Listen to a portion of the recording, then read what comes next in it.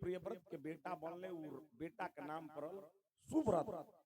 आउ 100 गो अश्वमेघ जग करवले, विख्यात भइल राजा छठी माई के कृपा से। प्रेम से बोली छठी मैया की।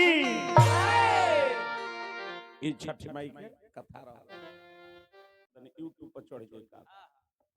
सुनी हमारा सखी, छठ सबसे पहले के कोई छठ व्रत सबसे पहले के कोई श्यामभू मनु के बेटा रहले, जेकर नाम रहे राजा प्रियव्रत। राजा प्रियव्रत के संतान न रहले, अन्न धन रुपया पैसा सब कुछ रहे, लेकिन एगो लाल न रहले, लड़का न रहले। एक दिन उनको रानी धर्म मालिनी का कहतर जे अरी अलिया गलिया कुसुम कलिया, अरे चार बगलिया सुनबा, अरे चार बगलिया सुनबा, अरे होरिलवा बिना सुनय सैया हमर महलिया सुनबा, होरिलवा बिना सुनय सैया हमर महलिया सुनबा।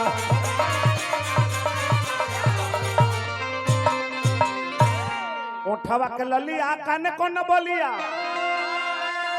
पावे पयलिया सुनबा, अरे पावे पयलिया सुनबा, बबुआ बिना सुनय सैया हमर महलिया सुनबा, बबुआ बिना सुनय सैया हमर महलिया सुनबा।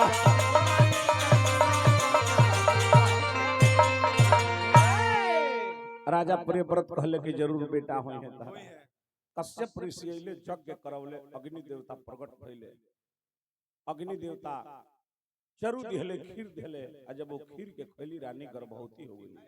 1 महीना बीतल, 2 महीना, 3 महीना, 4 महीना, जब 9 महीना बीतल, एगो बेटा भइल, लेकिन लड़का भइल तो मुंहले भइल, सांस ना रहे, सांस ना रहे।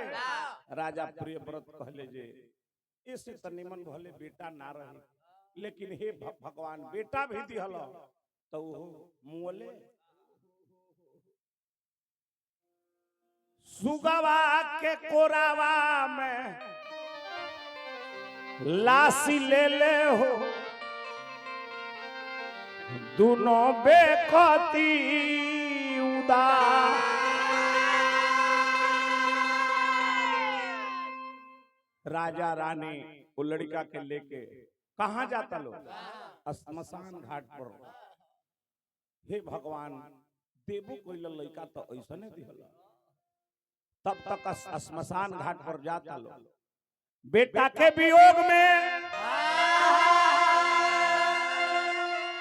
अरे बड़े राजा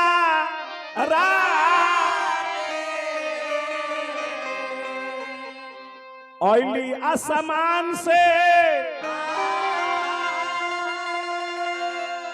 बलदा भवानी,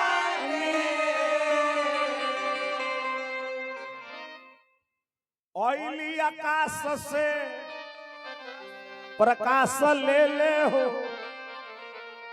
दोनों बेकती उदास। श्मशान घाट पर जाकर लड़का के लाश सही तरह रखल बा। तब तक आकाश से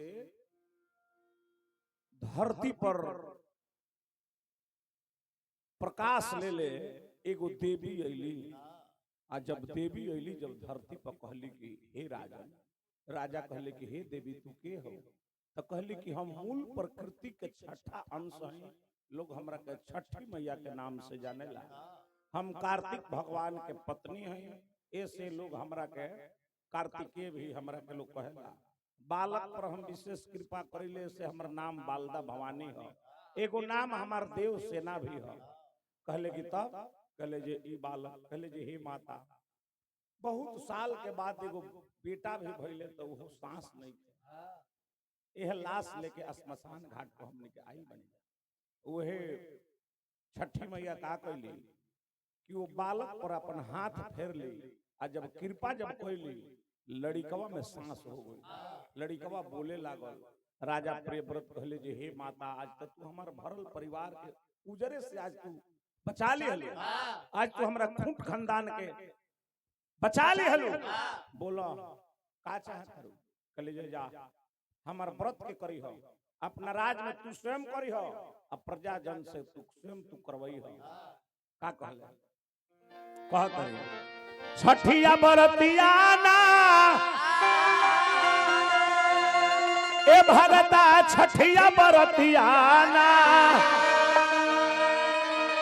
अरे दोनों मिली जुली रे बेकतिया करी हो छठिया बरतिया ए दोनों मिली जुली रे बेकतिया करी हो छठिया बरतिया